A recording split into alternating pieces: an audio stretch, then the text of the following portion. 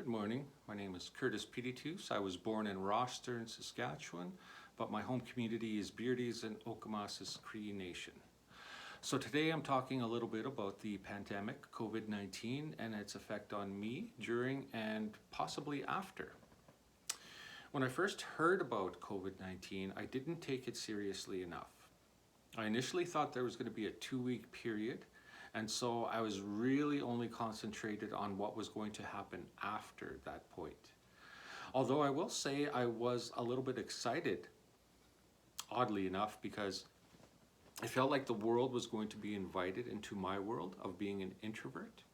Yet as time went on, I found that I lost my identity as an introvert because there were no extroverts and there was no busy world in order for me to bounce off. So my social identity became a little bit lost.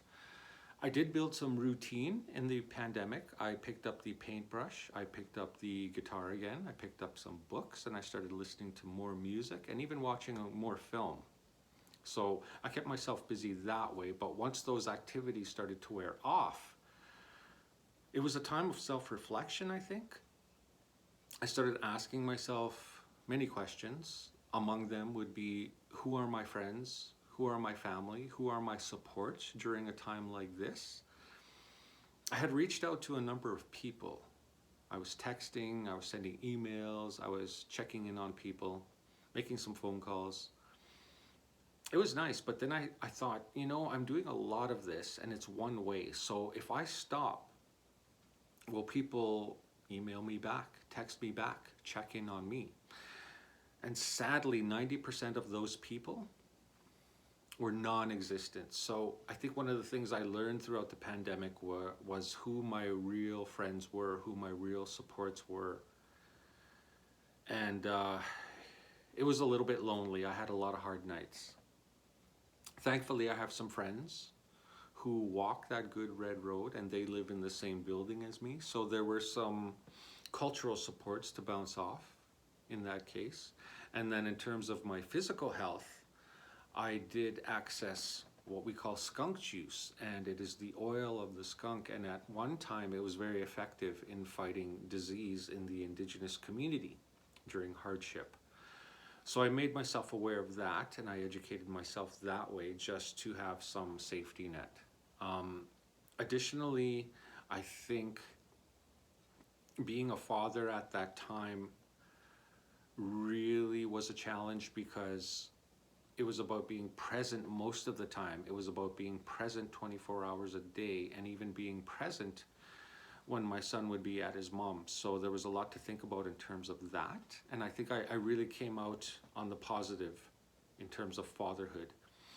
In terms of my relationships with some of my friends, some of them dissipated, as I mentioned. And then with family, I grew really empathetic towards, I guess, the notion of crabs in the bucket, because I don't know if that's such an indigenous notion anymore, because my own grandmother, my Nukum Betsy, had said, when I was a kid, one of the philosophies we lived by was that everybody had something and nobody went without.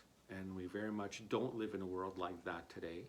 So I think in terms of the quarantine, what we as a society can do is start looking at ourselves, looking at the imbalances in our world, the injustices, and where we can do better.